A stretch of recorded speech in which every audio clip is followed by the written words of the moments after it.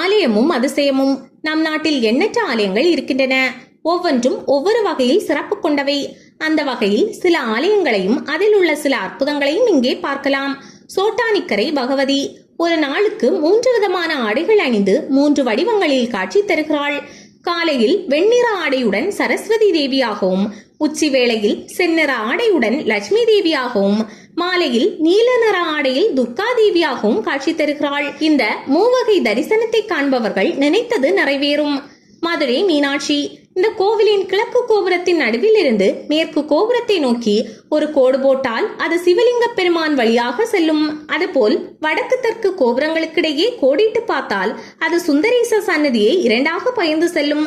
இந்த அமைப்பு அக்கால சிற்பிகளின் அபரிமிதமான திறமையை வெளிப்படுத்துகிறது. தேவிகாபுரம் பொன்மலைநாதர் திருவண்ணாமலையிலிருந்து 16 கிலோமீட்டர் தூரத்தில் உள்ளது தேவிகாபுரம். இங்குள்ள பொன்மலைநாதர் கோவிலில் அருள்பாலிக்கும் கனககிரீஸ்வரர் தினமும் வெந்நீரில் அபிஷேகம் செய்கிறார்கள். காலையில் 2 மணி நேரம் மட்டுமே பூஜை செய்வார்கள். சிவராத்திரி அன்று விசேஷ பூஜைகள் உண்டு. திருவரங்கம் பெருமாள் 108 திவ்ய தேசங்களில் முதன்மை ஆலயமான திருவரங்கத்தில் பள்ளி கொண்டுள்ள அரங்கநாத பெருமாளுக்கு அமாவாசை, ஏகாதசி, மாதப்பிறப்பு ஆகிய நாட்களில் வெந்நீரில் அபிஷேகம் செய்வார்கள். வேறு எந்த திவ்ய தேசத்திலும் இது போல் செய்வதில்லை. நல்லம் நடராஜர் கும்பகோணம் நல்லம் தலத்தில் உள்ள ஆலயத்தில் நடராஜர் சுயம்பு வடிவில் காட்சி தருகிறார். இவர் கையில் ரேகையும் காலில் பச்சை நரம்பும் நன்கு தெரிகின்றன.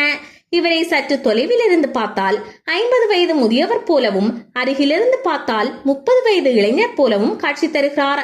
ரிஷிவந்தியம் அர்த்தநாரீஸ்வரர் விழுப்புரத்தை அடுத்த ரிஷிவந்தியத்தில் உள்ள முத்தாம்பிகை சமேத அர்த்தநாரீஸ்வரர் ஆலயத்தின் மூலவரான லிங்கத்திற்கு தேனாபிஷேகம் நடைபெறும் போது லிங்கமானத்தை நன்கு கவனித்து பார்த்தால் அம்மன் தன் கையில் கிளி வைத்துக் கொண்டு நிற்பது போன்ற தோற்றத்தை காணலாம். மற்ற நேரங்களில் லிங்கம் சாதாரணமாக தான் தெரியும்.